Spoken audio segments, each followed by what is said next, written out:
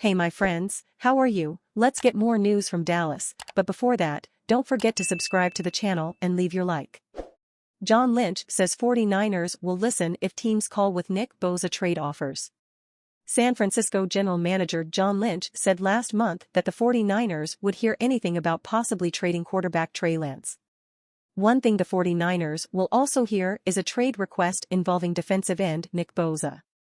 Asked Monday about the possibility of teams calling with trade offers for Bosa, Lynch said the 49ers would accept those calls.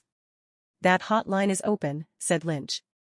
Bosa is in the fifth and final year of his rookie contract and is expected to earn $17.859 million this season. Lynch said he considers a new contract for Bosa a priority and wants to start working on it after the draft. If Bosa and the 49ers could not agree on a new contract, he would become a free agent in 11 months. But one way or another, the 49ers say Bosa is leaving San Francisco. The Dallas Cowboys are interested in hiring Bosa. There are three distinct acts to the NFL offseason. The first is free agency. The second is the draft. And we're now in the quietest act of the three.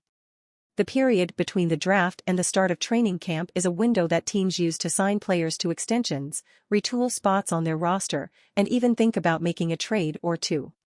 The unofficial start of the third window is the Monday after the draft, when teams can start signing players without having those contracts impact the compensatory pick formula. It's one of the reasons the Jets waited to sign Randall Cobb and Billy Turner until after the draft, as they're set to receive 3 comp picks in next year's draft after the ins and outs of free agency.